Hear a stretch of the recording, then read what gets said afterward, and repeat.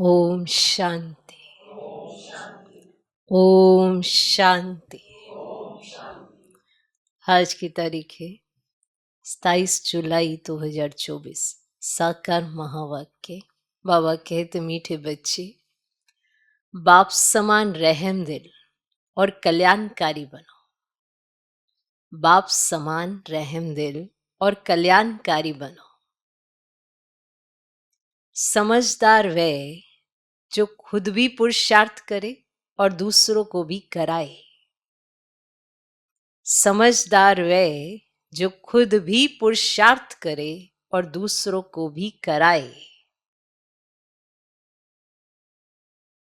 बाबा कहते, मीठे बच्चे, बाप समान रहम दिल और कल्याणकारी बनो।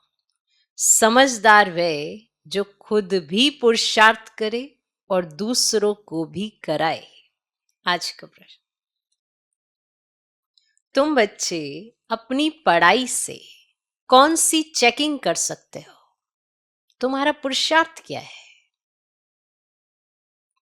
तुम बच्चे अपनी पढ़ाई से कौन सी चेकिंग कर सकते हो? तुम्हारा पुरुषार्थ क्या है? अपनी पढ़ाई से कौन सी चेकिंग कर सकते हो? तुम्हारा पुरुषार्थ क्या है? चेकिंग कर सकते हो पढ़ाई से? तुम्हारा पुरुषार्थ क्या है? उत्तर, पढ़ाई से तुम चेकिंग कर सकते हो कि हम उत्तम पाठ बजा रहे हैं या मध्यम या कनिष्ठ। पढ़ाई से तुम चेकिंग कर सकते हो कि हम उत्तम पाठ बजा रहे हैं या मध्यम या कनिष्ठ। पढ़ाई पढ़ रहे हैं, इससे आप चेकिंग कर सकते हैं। किसकी? अपनी चेकिंग कर सकते हैं कि आप जो पाठ बजा रहे हैं वो उत्तम है, मध्यम है या कनिष्ठ है। पाठ तो बजा रहे हैं ना, पाठ तो बजा रहे हैं, इसीलिए कहा कैसा पाठ बजा रहे हैं। इसकी चेकिंग आप अपनी पढ़ाई से कर सकते हो। क्या आप उत्तम पाठ बजा रहे हो, मध्यम या कनिष्ठ? सबसे उत्तम पाठ उनका कहेंगे जो दूसरों को भी उत्तम बनाते हैं। सबसे उत्तम पाठ उनका कहेंगे जो दूसरों को भी उत्तम बनाते हैं, अर्थात सर्विस कर ब्राह्मणों की वृद्धि करते हैं। सर्विस कर ब्राह्मणों की वृद्धि करते हैं। तुम्हारा पुरुषार्थ है पुरानी जूती उतार नई जूती लेने का। तुम्हारा पुरुषार्थ है पुरानी जूती उतार नई जूती लेने का। जब आत्मा पवित्र बने तब उसे नई पवित्र जूती मिले, माना शरीर मिले। जब आत्मा पवित्र बने तब उसे नई पवित्र जूती माना शरीर मिले। तो तुम बच्चे अपनी पढ़ाई से कौन सी चेकिंग कर सकते हो? तुम्हारा पुरुषार्थ क्या है? उत्तर, पढ़ाई से तुम चेकिंग कर सकते हो कि हम उत्तम पाठ बजा रहे हैं या मध्यम या कनिष्ठ। सबसे उत्तम पाठ उनका कहेंगे जो दूसरों को भी उत्तम बनाते हैं, अर्थात सर्विस कर ब्राह्मणों की वृद्धि करते हैं। तुम्हारा पुरुषार्थ है पुरानी जूती उतार नई जूती लेने का। यहाँ जूती शब्द है शरीर। ये नहीं कि ये वाली जूतियां जो पहनते हो, पता नहीं कितनी जूतियां ही होंगी, लेकिन ये शरीर की बात है। इसलिए जैसे सुनते शायद जूती, लेकिन यहाँ पर आत्मा शरीर धारण करती, माना वो जूती।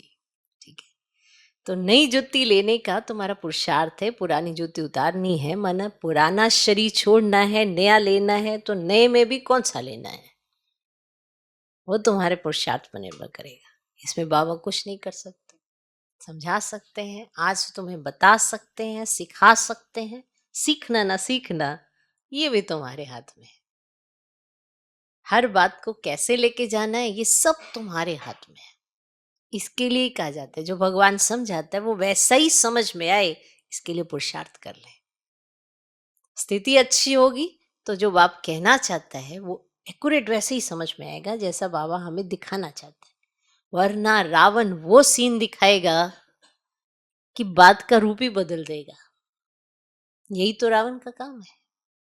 फिर ये भी भूल जाएंगे कि हम किससे बात कर रहे हैं, क्योंकि रावण यही करेगा, अहंकार में लाएगा, पुरुषार्थ ठप कराएगा और ये पढ़ाई छुड़वाएगा, अहंकार आ जाएगा, सोचेंगे हम तो ठीक हैं।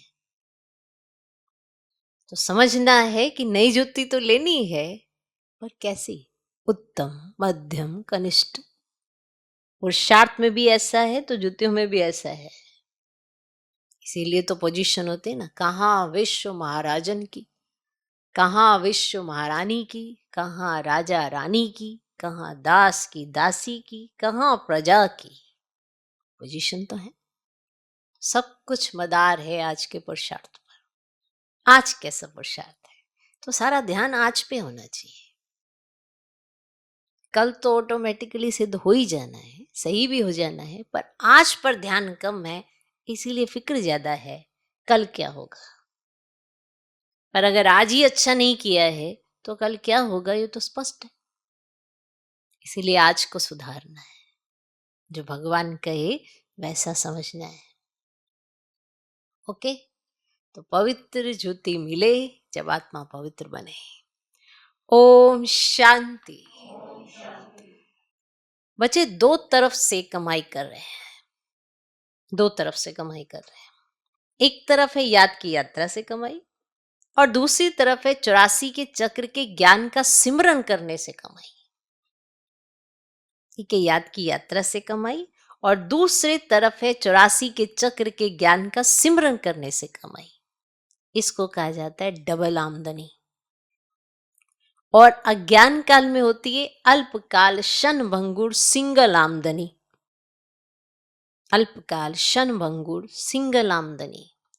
ये तुम्हारी याद की यात्रा की आमदनी बहुत बड़ी है, आयु भी बड़ी हो जाती है, पवित्र भी बनते हो, सभी दुखों से छूट जाते हो, बहुत बड़ी आमदनी है।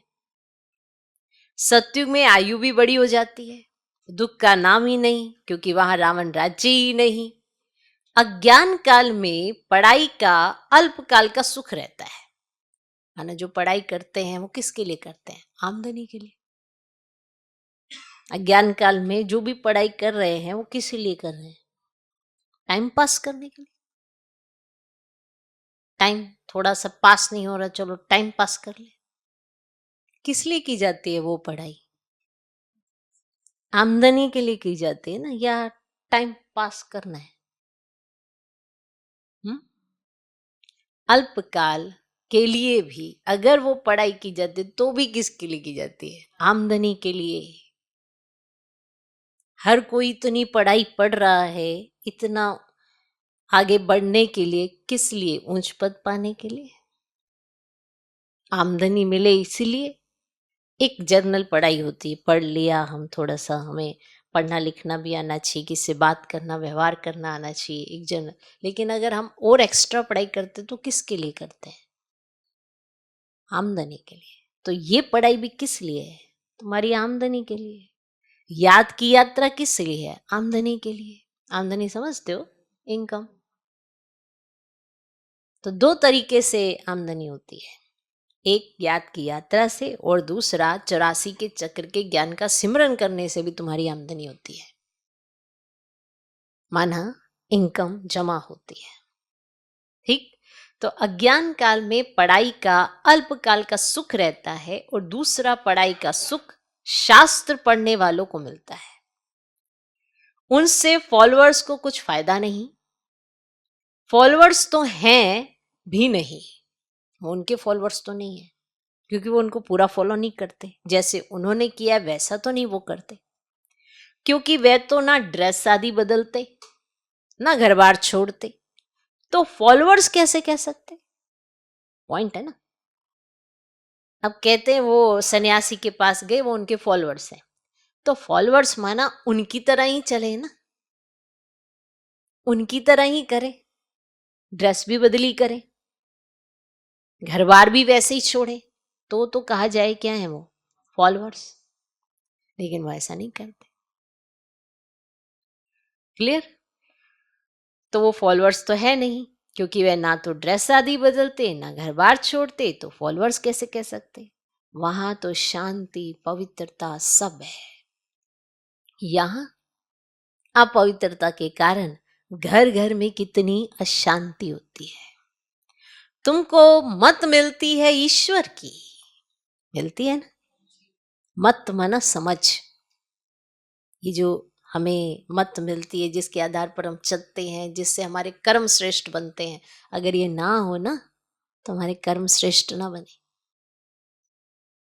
हम अपने कर्मों को सुकर्म ना बना सके, अगर वो मत ना हो तो तुमको मत मिलती है ईश्वर की।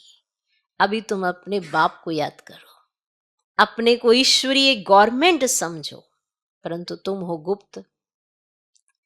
दिल में कितनी खुशी होनी चाहिए। अभी हम हैं श्रीमत पर, उनकी शक्ति से सतो प्रधान बन रहे हैं। यहां तो कोई राज्य भाग्य लेना नहीं है। अब यहाँ पे कोई राजा भी नहीं, रानी भी नहीं, तो यहाँ कोई राज्य भाग्य लेना नहीं है। हमारा राज्य भाग्य होता ही है नई दुनिया में। अभी उसका मालूम पड़ा है, माना जब नई दुनिया आएगी वहां राजा रानी होंगे, वहां पर राज्य भाग्य होगा, यहां पर नहीं है राज्य भाग्य। इन लक्ष्मी नारायण के 84 जन्मों की कहानी तुम बता सकते हो, भल कोई भी मनुष्य मात्र हो, कैसा भी कोई पढ़ाने वाला हो, परंतु एक भी ऐसे कह नहीं सकेंगे कि आओ तो हम इनों के 84 जन्मों की कहानी बताएं। चाहे कोई कितना भी पढ़ा लिखा हो, वो भी ऐसे ना कह सके कि आओ तो हम इनके 84 जन्मों की कहानी बताएं। तुम्हारी बुद्धि में अब स्मृति रहती है, विचार सागर मंथन भी करते हो ना। अब तुम हो ज्ञान सूर्यवंशी, ज्ञान सूर्यवंशी, फिर सत्युग में हो जाएंगे विष्णुवंशी। सत्युग हो जाएगा विष्णुवंशी। ज्ञान सूर्य प्रगटा, तो इस समय तुम्हें ज्ञान मिल रहा है ना, मिल रहा है ना। ज्ञान से ही सदगति होती है। आधा कल्प ज्ञान चलता है, फिर आधा कल्प अज्ञान हो जाता है। ये भी ड्रामा की नूंद है।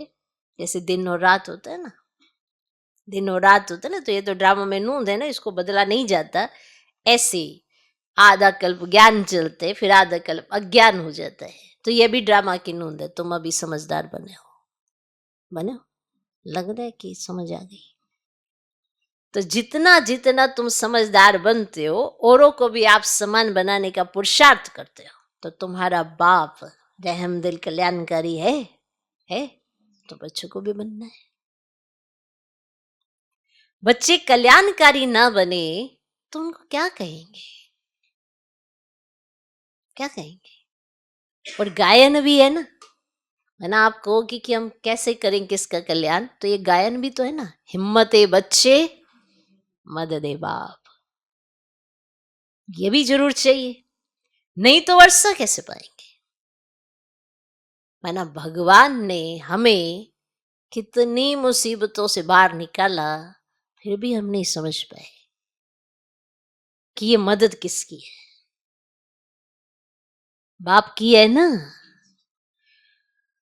तो बाबा पूछते हैं कि वर्षा नहीं पाएंगे तो कैसे चलेगा। सर्विस अनुसार तो वर्षा पाते हो, ईश्वरीय मिशन हो ना, जैसे क्रिश्चियन मिशन, इस्लामी मिशन होती है, वे तो अपने धर्म को बढ़ाते हैं। तुम अपने ब्राह्मण धर्म और दैवी धर्म को बढ़ाते हो। ड्रामा अनुसार तुम बच्चे जरूर मददगार बनेंगे। कल पहले जो पाठ बजाया था वह जरूर बजाएंगे।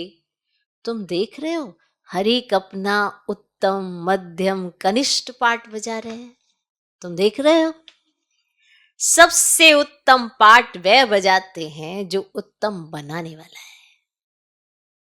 तो सभी को बाप का परिचय देना है और आदि मध्य अंत का राज समझाना है।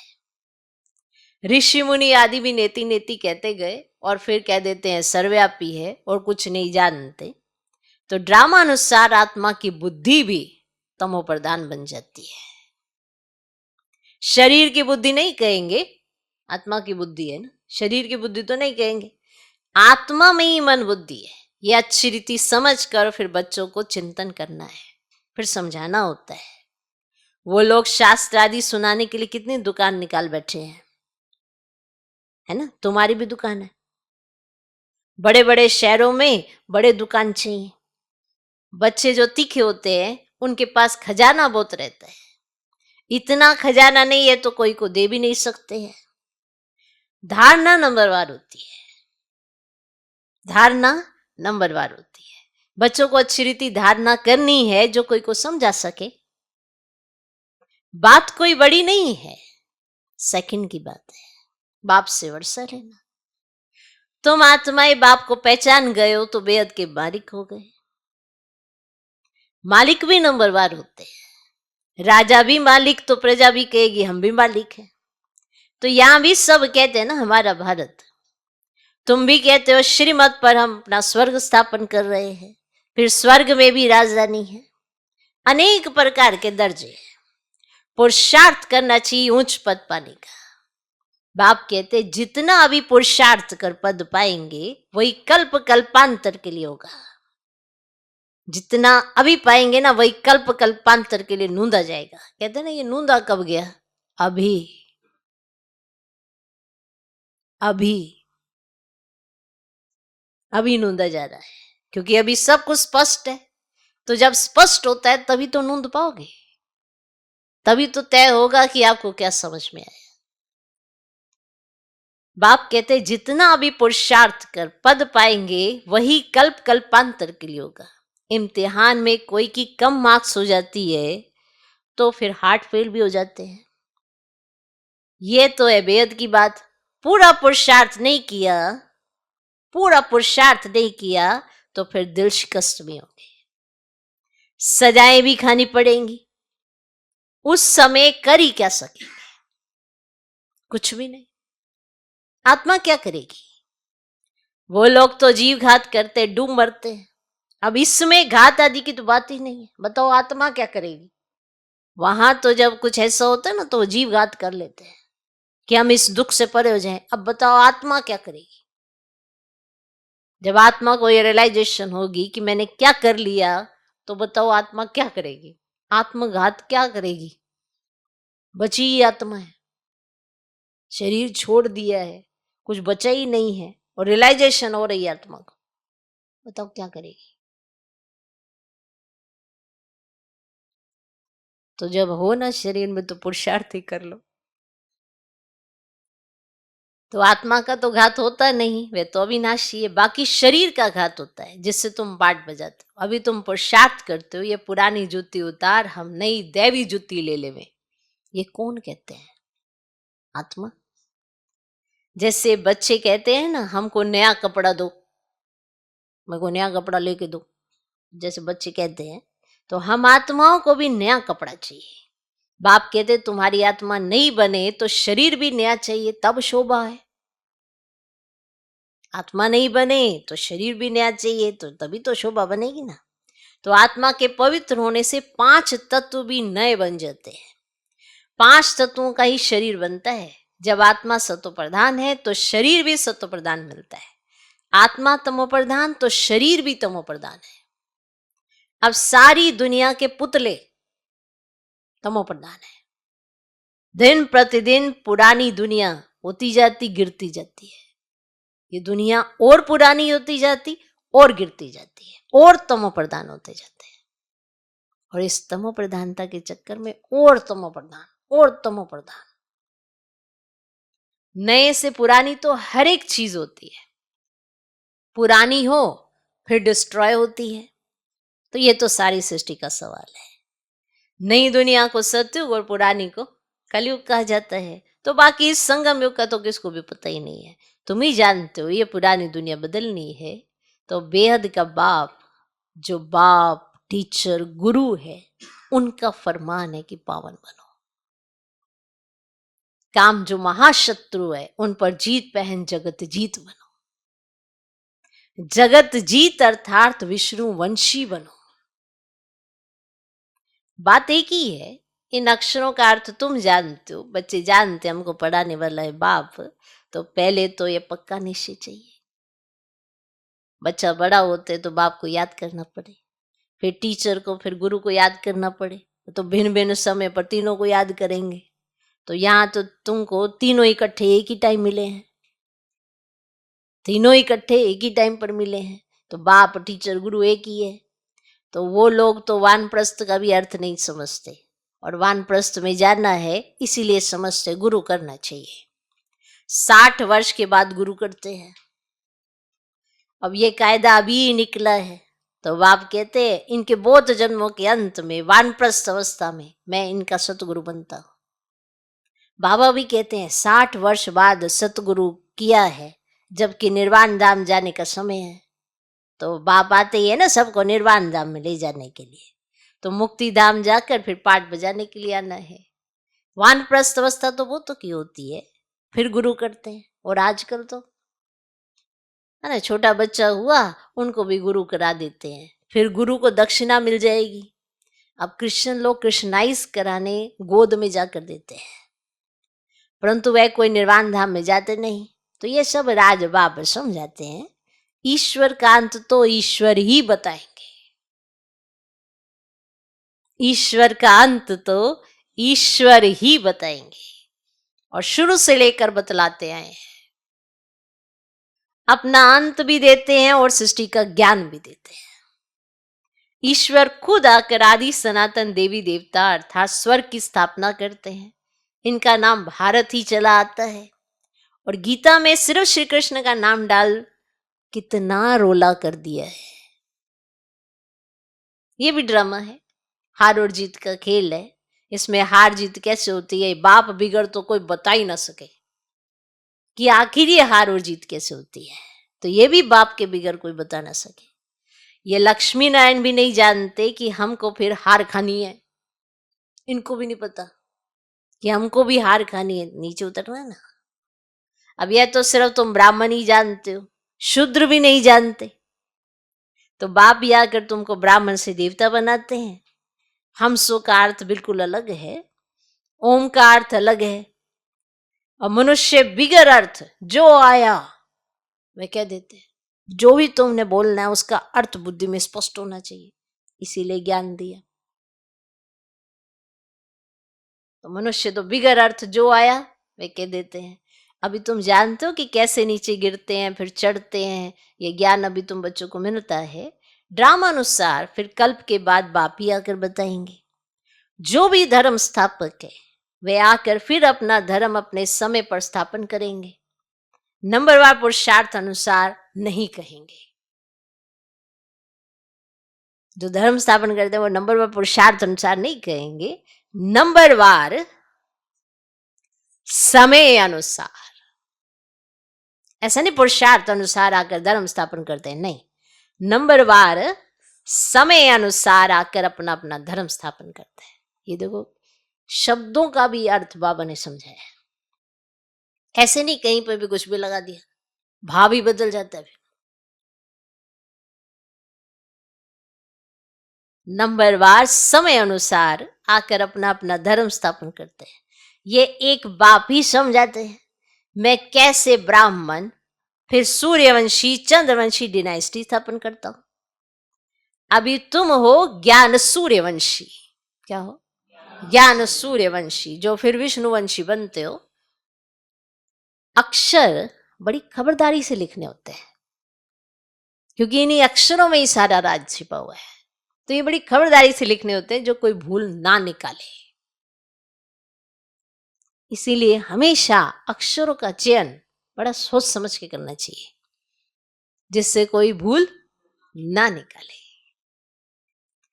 तुम जानते हो ये ज्ञान का एक एक महावाक्य रतन हीरे है, जानते? बच्चों में समझाने की बहुत रिफाइनेस चाहिए। कोई अक्षर भूल से निकल जाए, माना कई बार सुनाते सुनाते अगर भूल से निकल जाए तो फट से राइट कर समझाना चाहिए। ऐसे नहीं कि रोंग अक्षर मुंह से निकाल दो, फट उसको राइट करना चाहिए और फिर उस पर समझाना चाहिए। सबसे कड़ी भूल है बाप को भूलना। सबसे कड़ी भूल है बाप को भूलना। कहीं पूछते ना हमसे भूल क्या हुई है, तुम बाप को भूल गए हो, बाप का कहा भूल गए हो, बाप ने जो कहा था वो भूल गए हो। ये बहुत कड़ी भूल है। क्या कभी ये रियलाइज किया है कि हम बाप का कहा भूल गए? सबसे कड़ी भूल है बाप को भूलना। बाप फरमान करते हैं मामी कम याद करो, ये भूलना नहीं चाहिए। बाप कहते तुम बहुत पुराने आशिक हो, तुम सब आशिकों का एक माशूक है। वे तो एक दो की शक्ल पर आशिक माशूक होते हैं, यहां तो माशूक है एक। वे एक कितने आशिकों को याद करेंगे? अनेकों को एक को याद करना तो सहज है। माना हम सब अनेक एक को याद करते तो सहज है। एक कैसे अनेकों को याद करें? एक कैसे अनेकों को याद करेंगे? बाबा को कहते हैं बाबा हम आपको याद करते हैं, आप हमको याद करते हैं। हम कहते हैं बाबा बाबा हम आपको बहुत याद करते हैं, क्या आप हमको याद करते हैं? अरे याद तुमको करना है पति से पावन होने के लिए। मैं थोड़ी पति तो जो याद करूं। ऐसे बात तो एकदम क्लियर है। हम किस लिए याद कर रहे हैं? पावन होने के लिए। तो वो हमको करना है, उनको थोड़ा है। इसीलिए कहा अनेकों ने एक को याद करना है, तो ये सही है। वो एक अनेकों को क्यों याद करे? हाँ उनको कशिश हो वो एक अलग बात है, वो हमारे पार्ट से होगी ना, चेहरे से थोड़ा होगी। वो हमारे पार्ट से होगी, हमारे कर्मों से होगी कि हाँ इन बच्चों ने वही किया जो मैंने इन्हें कहा। कई बच्चे हैं बाबा उनसे जो कहते हैं वो भूल जाते हैं, बस अपना कहा वही घिसा पिटा राग अपनाते रहते हैं। तो फिर बड़ा वंडर लगता है ये क्या है। सबसे बड़ी भूल है कि तुम बाप का कहा भूल गए हो, जो बाप ने कहा। बहुत बड़ी भूल है। तो फिर तो तुम पुरानी पता नहीं कि कब की बातें ही निकालोगे, क्योंकि अभी का लेटेस्ट का तो तुम्हें याद ही नहीं रहा। अरे याद तुमको करना है पति से पावन होने के लिए। मैं थोड़ी पति तुझो याद करूं। तुम्हारा काम है याद करना, क्योंकि पावन बनना है। जो जितना याद करते हैं और अच्छी रीति सर्विस भी करते हैं उनको धारणा होती है। और ये जो धारणा है ना वो जीवन से दिखाई देती है। ये बार बार दोहराने की भी जरूरत नहीं है। ये धारणा है जो दिखती है, इसे दोहराया नहीं जाता, ये धारणा दिखती है। इसीलिए जो जितना याद करते हैं और अच्छी रीति सर्विस भी करते हैं उनको धारणा होती है। और आपको ऐसे बहुत मिलेंगे जिनको धारणा नहीं होती है और वो धारणा कर नहीं सकते हैं, तो आपकी बुद्धि खराब करने आएंगे। तो जब आपकी बुद्धि खराब करेंगे तो आप अपनी बुद्धि खराब भी कर लेंगे, क्योंकि अगर आप भी धारणाओं में कच्चे हैं तो वो बहुत जल्दी आपकी बुद्धि पर प्रभाव डाल सकते हैं। और अगर आप धारणाओं में पक्के हैं तो आपका प्रभाव उन पर आज नहीं तो कल जरूर पड़ेगा। और अंदर खाते में पड़ता जरूर है कि ये तो बहुत पक्का है, इसे तो पक्का निश्चय है। इसीलिए जब वो विपदा में होते हैं तो सबके पहले आपके पास ही क्यों दौड़ते हैं? क्योंकि उन्हें लगता है तुम्हारा भगवान के साथ कनेक्शन है। क्यों? क्योंकि तुम्हारी धारणा पक्की है। इसीलिए वो समझते हैं कि तुम्हारा भगवान के साथ कनेक्शन है। तो अगर आपकी धारणा कच्ची होती है और वो अपने प्रभाव में आपको ले आते हैं, तो किस बेस पर वो आपके पास दौड़ेंगे? कहेंगे ये तो खुद ही मुसीबत में खुद दुखी हो गया था, मेरे पास ही आया था। तो बस फिर तो आपकी धारणा कच्ची, तो फिर उन पर प्रभाव क्या पड़ेगा? समझा? तो जितना याद करते हैं और जो अच्छी रीति सर्विस करते हैं उनको धारणा होती है। याद की यात्रा बहुत डिफिकल्ट है, इसमें ही युद्ध चलती है। बहुत सारे ऐसे ख्यालात दुनिया वाले आपको देते जाते हैं, आप सोचते जाते हैं और उन्हीं ख्यालातों के चलते आप अपनी धारणाओं को कच्चा करते जाते हैं। फिर जब धारणा ही कच्ची हो जाएगी तो फिर बताओ बचेगा क्या? बल कहाँ से आएगा? तो याद की यात्रा बहुत डिफिकल्ट है, इसमें युद्ध चलती है। बाकी ऐसे नहीं कि 84 का चक्र तुम भूल जाएंगे, ये कांच सोने का बर्तन चाहिए। जितना तुम याद करेंगे उतनी धारणा अच्छी होगी, इसमें ताकत रहेगी। इसीलिए कहते हैं याद का जौहर चाहिए। ज्ञान से कमाई है और याद से सर्व शक्तियां मिलती हैं नंबरवार। तलवारों में भी तो नंबरवार जौहर का फर्क होता है ना। कोई तलवार कैसी, कोई तलवार कैसी, ये तो जौहर में ही फर्क है ना। दिखने में तो सारी तलवारें एक जैसी दिखती हैं। बताओ किस चीज का फर्क है? वो उसके अंदर जौहर का ही फर्क है। दिखने में तो सारी ऐसी दिख रही होती है। तो तलवारों में भी नंबरवार जौहर का फर्क होता है। वह तो है स्थूल बातें, मूल बात बाप एक ही कहते हैं, अल्फ को याद करो। दुनिया के विनाश के लिए ये एक एटॉमिक बम जाकर रहेगा और कुछ नहीं। जो दुनिया का विनाश हो ना उसमें तो एटॉमिक बम ही काफी है और कुछ नहीं। उसमें ना सेना चाहिए ना कैप्टन। क्लियर? इसीलिए ये फिक्र करना छोड़ दो कि बाहर क्या होगा। बाहर तो एक बम ही काफी है। फिक्र करो अपना कि हमारा क्या होगा, हमारी कैसी स्थिति होगी उस समय।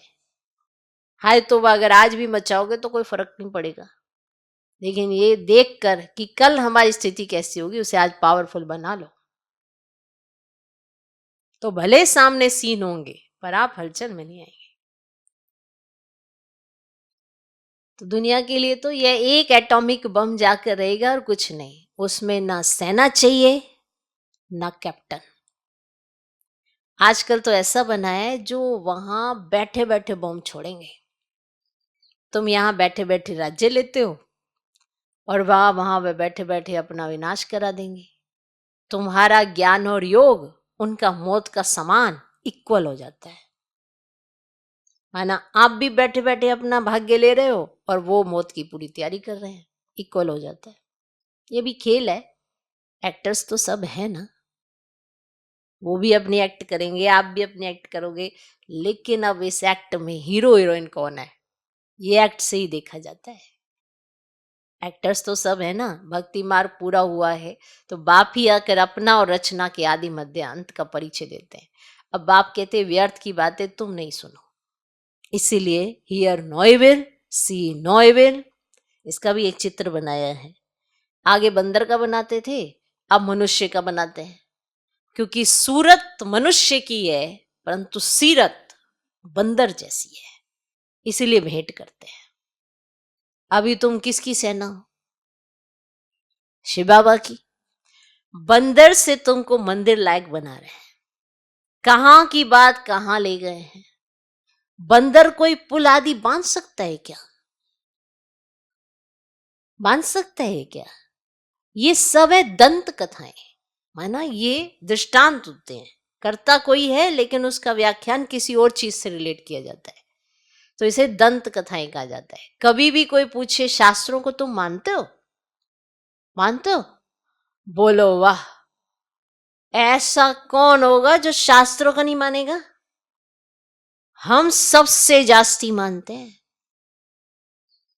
तुम भी इतना नहीं पढ़ते हो जितना हम पढ़ते हैं। हम तो रोज ही शास्त्र उठा के पढ़ते हैं। तुम भी इतना नहीं पढ़ते होगे जितना हम पढ़ते हैं। आधा कल्प हमने पढ़े हैं। वो सुनेगा कोई आधा कल्प, ये क्या होता है? पहले उन्हें कल्प समझाओगे फिर उसका आधापन समझाओगे तो फिर कितना समझाते समझाते उन्हें सब समझ में आ जाए। माना ऐसे कई बार चांस मिलते हैं ना तो बहुत जबरदस्त कोई भी एक पॉइंट पकड़ के आप बहुत कुछ समझा सकते हो।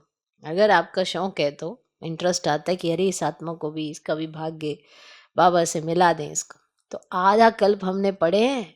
स्वर्ग में शास्त्र भक्ति की तो कोई चीज नहीं होती, तो कितना सहज बाप समझाते हैं। फिर भी आप समान बना नहीं सकते। बाबा ने तो कितना सिंपल करके सब कुछ समझा दिया, फिर भी आप समान नहीं बना सकते। बच्चों आदि के बंधन के कारण कहाँ निकल नहीं सकते। बच्चों का ही बंधन है तो फिर कहाँ निकल नहीं सकते। ये अभी ड्रामा ही कहेंगे। माना जिन्होंने बंधन में फंसना है ना वो किसी भी चीज का बंधन पकड़ लेंगे, तो ये भी एक तो ड्रामा ही कहेंगे। और क्या कह सकते हैं। बाप कहते हैं हफ्ता 15 दिन कोर्स ले, फिर आप सामान बनाने लग जाना चाहिए। जो बड़े बड़े शहर हैं, कैपिटल में घेराव डालना चाहिए, तो फिर उनका आवाज निकलेगा। बड़े आदमी बिगर कोई का आवाज निकल ना सके, तो जोर से घेराव डालो, तो फिर बहुत आएंगे। बाप के डायरेक्शन मिलते हैं ना, कि क्या करना है, कैसे करना है, कैसे समझाना है, तो सब कुछ तो बाबा बता देते हैं। आपको तो सिर्फ अप्लाई ही करना है। तो बाप के डायरेक्शन मिलते हैं ना। अच्छा, मीठे मीठे सिकिलदे बच्चों प्रति माता पिता बाप दादा का याद प्यार और गुड मॉर्निंग। रूहानी बाप की रूहानी बच्चों को नमस्ते। हम रूहानी बच्चों की भी रूहानी बाप को नमस्ते नमस्ते नमस्ते। Good morning good morning good morning. धारणा के लिए मुख्य सर पहला पॉइंट, ज्ञान और योग से अपनी बुद्धि को रिफाइन बनाना है। ज्ञान और योग से अपनी बुद्धि को रिफाइन बनाना है। बाप को भूलने की भूल कभी नहीं करनी है। बाप को भूलने की भूल कभी नहीं करनी है। कहीं कहते हैं हम नहीं भूलते बाबा को, पर बाबा का कहा ही भूल जाते हो तो ये तो भूलना ही होता है। ऐसे तो बाबा क्या बिंदी बिंदी याद करोगे? क्या करो, बिंदी बिंदी बिंदी बिंदी? कब तक? नहीं, ब्रह्मा बाबा याद करोगे तो ब्रह्मा बाबा को तो याद भी नहीं करना है, तो फिर कैसे याद करोगे? जो बाबा कहता है वो याद रखोगे तो याद रहेगा कि किसने कहा है। वही भूल जाओगे तो फिर क्या याद रहेगा? बताओ बताओ। किसी को भी याद आती है तो वो क्या कहता है, कैसा करता है, इसी से तो याद करते हो। और कैसे याद करते हो? और कैसे याद करते हो किसी को? बिंदी याद करते हो, बिंदी बिंदी बिंदी। बिंदी तो स्वरूप है, जो आप अपने आप को स्थित करोगे फिर उनको याद करोगे, वो एक अलग स्मृति है। लेकिन आप बताओ ना, बाबा को याद करना है तो कैसे याद करोगे? जब बाबा का कहा ही भूल जाओगे तो फिर याद कैसे करोगे?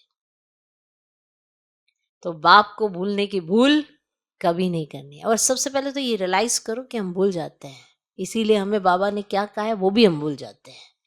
फिर हम ये भूल चुके होते हैं कि बाबा ने हमें कहा क्या था। फिर पिछली पिछली पता नहीं अगड़िम बिगड़िम बातें याद रखते हैं, ये हुआ तो हो जाता है, और खुद के दिए अभिमान में अपना सत्यानाश कर लेते हैं। तो हे महामूर्खों कहो या समझदार कहो, या फिर ज्यादा ही जरूरत से ज्यादा समझदार कहो, क्या कहें। तो जो बाप का कहा ही भूल जाते हैं, तो बाप को भूलने की भूल कभी नहीं करनी है। कहीं ऐसे कहते बड़ा याद है बाबा, बहुत याद है बहुत याद है, पर तुम्हारी एक्ट बाप के कथन को नकार रही है, तो ये कैसी याद है? किसी ने नहीं पूछा, तब बाबा ने आपको अपनाया। और फिर जब बाप पूछने लगा, आप सबको पूछने लग गए, और फिर उसके बाद आपको बाप ही भूल गया। और बोला माना बाप का कहा भूल गया। याद रखना, बाप को भूलने की भूल कभी नहीं करनी है। आशिक बन माशूक को याद करना है। ये कर्म हमारा है याद करने का, ना कि बाप का है। बाबा तो हमें याद ही नहीं करता, क्यों करे याद? उसने कौन सा वही कर्म किए जो वो तुम्हें याद करे? हमारा पार्ट है ये, उनको याद करना। हाँ, उनकी गुड बुक में अपना नाम लिखवाना है तो कर्म भी गुड गुड करने पड़ेंगे, तब जाके उनको हमारा ख्याल आएगा, वरना उन्हें हमारा ख्याल ही क्यों आएगा? उनके पास तो बहुत अच्छे अच्छे बच्चे हैं, पर हमारा ख्याल उनको आए उसके लिए हमें अच्छा कर्म करना भी पड़ेगा। ठीक है, तो आशिक बन माशूक को याद करना है। दूसरा पॉइंट, बंधन मुक्त बन आप समान बनाने की सेवा करनी है। बंधन मुक्त बन आप समान बनाने की सेवा करनी है। ऊंच पद पाने का पुरुषार्थ करना है। ऊंच पद पाने का पुरुषार्थ करना है। पुरुषार्थ में कभी दिल शिकस्त नहीं बनना है। पुरुषार्थ में कभी दिल शिकस्त नहीं बनना है।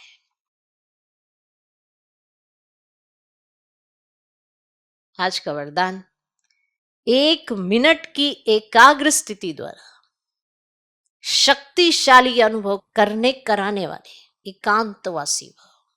1 मिनट की एकाग्र स्थिति द्वारा शक्तिशाली अनुभव करने कराने वाले एकांतवासी भाव।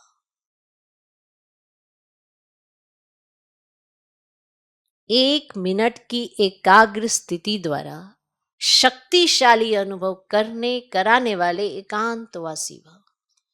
एकांतवासी बनना अर्थात कोई भी एक शक्तिशाली स्थिति में स्थित होना।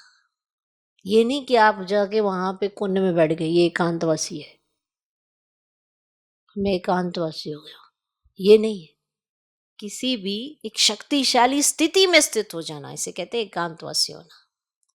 चाहे बीज रूप स्थिति में स्थित हो जाओ, चाहे लाइट माइट हाउस की स्थिति में स्थित हो, विश्व को लाइट माइट दो, चाहे फरिश्तेपन की स्थिति द्वारा औरों को अव्यक्त स्थिति का अनुभव कराओ, चाहे फरिश्तेपन की स्थिति द्वारा औरों को अव्यक्त स्थिति का अनुभव कराओ। 1 सेकंड व 1 मिनट भी अगर इस स्थिति में एकाग्र हो, स्थित हो जाओ, तो स्वयं को और अन्य आत्माओं को बहुत लाभ दे सकते हो। 1 मिनट या 1 सेकंड इस स्थिति में अगर स्थित हो गए तो स्वयं को और अन्य आत्माओं को बहुत लाभ दे सकते हो। सिर्फ इसकी प्रैक्टिस चाहिए। मिल गया वरदान, करो प्रैक्टिस। फिर ये व्यर्थ की, इसकी उसकी, ये जो कहानियों में जाते रहते हो ना, वो नहीं जाओगे। जो करने का काम है वो करो। उसने ये कह दिया, इसने वो कर दिया, उसने वो कर दिया, वो आपका रोल नहीं है। सब अपनी बुद्धि बरमान आपको हलचल में लाने की कोशिश करेंगे, पर आपको बाबा दे रहे हैं ना सद्बुद्धि, उसका प्रयोग करो, प्रैक्टिस करो।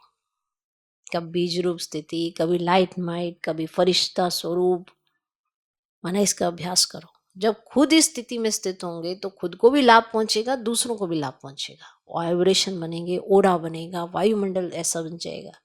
सिर्फ इसकी प्रैक्टिस चाहिए। आज का स्लोगन, ब्रह्मचारी वह है जिसके हर संकल्प, हर बोल में पवित्रता का वाइब्रेशन समाया हुआ है। ब्रह्मचारी वह है, माना ब्रह्मचारी माना जो ब्रह्मा बाबा को फॉलो करता हो, जिसका आचरण ब्रह्मा बाप समान हो। इसीलिए उसका संकल्प कहो, उसका बोल कहो, वो पवित्रता से भरा हुआ होगा। उस पवित्रता के वाइब्रेशन में हर एक आत्मा अपने आप को संतुष्ट अनुभव करेगी। तो ब्रह्मचारी बनना है।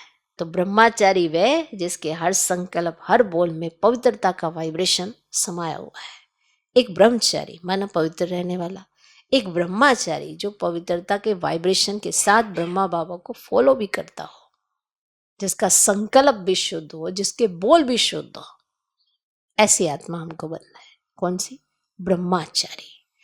ओम शांति।